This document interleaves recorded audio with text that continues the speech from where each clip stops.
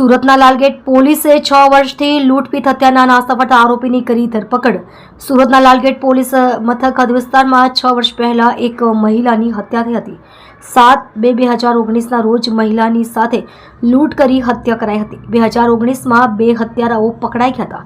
મુખ્ય હત્યારા આરોપી નસીબ રફીક સિદ્દીકી ફરાર હતો। ત્રણેય ઈસમોએ મહિલાની હત્યા કરી, તેમની ચાંદીની પાયલ અને 2500 રૂપિયાની લૂંટ કરી વારાણસી ભાગી ગયા હતા। મહિલા તેમના પતિથી એકલી રહેતી હોવાથી ત્રણેય ઈસમોએ લૂંટનો પ્લાન બનાવ્યો હતો। લાલગેટ પોલીસે બાતમીના આધારે યુપીના ગોરખપુર ખાતેના કરંજિયા ખાતેથી આરોપીને ઝડપી પાડ્યો। નસીબ રફીક સિદ્દીકી 2019થી ફરાર હતો।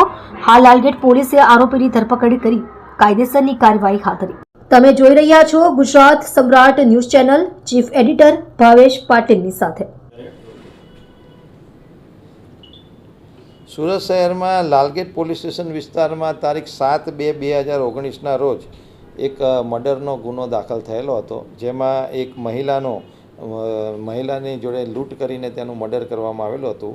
આ ગુનો જે તે વખતે ડિટેક્ટ થયેલો હતો, જેની અંદર 2 આરોપીઓ મોહમ્મદ અહેમદ ઉર્ફે બિસ્મિલ્લા ઉર્ફે બીસુ આલમ ખાન જે યુપીનો રહેવાસી હતો, અને બીજો એક આરોપી છે ગુલે સત્તાર ઉર્ફે સાહિલ અશરફ અલી અંસારી જે મૂળ મહારાષ્ટ્રનો રહેવાસી હતો। આ બંને આરોપીની ધરપકડ કરવામાં આવેલી હતી, અને એ લોકોના ઇન્ટ્રોગેશનમાં એ વસ્તુ મતલબ ધ્યાનમાં આવેલી હતી કે નફીસ રફીક સિદ્દીકી નામનો જે ઇસમ છે, જે મૂળ આ ગુનાનો મેઇન આરોપી હતો, જેના દ્વારા એ મહિલાનું મૃત્યુ નિપજાવવામાં આવેલું હતું।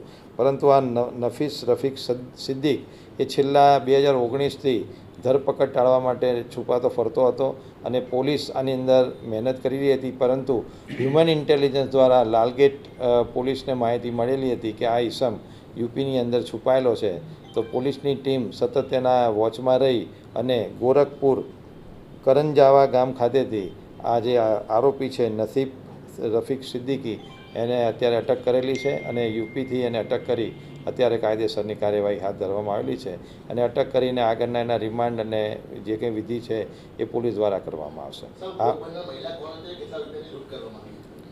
આ જે ગુનો 7/2/2019ના રોજ નોંધાયેલો, એમાં આ જે મહિલા હતા એ એના પતિના અગાઉના એક છોકરા સાથે એકલી રહેતી હતી, અને આ એકલી લેડી રહેતી હોવાના લીધે આ આરોપીઓ કોઈ કામ ધંધો ન હોય, એમને એવું હતું કે એની પાસેથી પૈસા મળશે એટલે એ લોકોએ લૂંટનો પ્લાન બનાવેલો હતો, અને ચાંદીની પાયલ અને 2500 રૂપિયાની જે તે વખતે એ લોકોએ લૂંટ કરેલી હતી, જે તપાસની અંદર એ વખતે ફલિત થયેલું હતું। અને એ આરોપીઓ તરત જ મર્ડર કરીને જે તે વખતે વારાણસી ભાગી ગયેલા હતા, અને ત્યાંથી પછી પોતપોતાના વિસ્તારમાં જતા રહેલા તેવું તપાસમાં અત્યારે પ્રાથમિક દ્રષ્ટિએ જણાઈ આવેલું છે।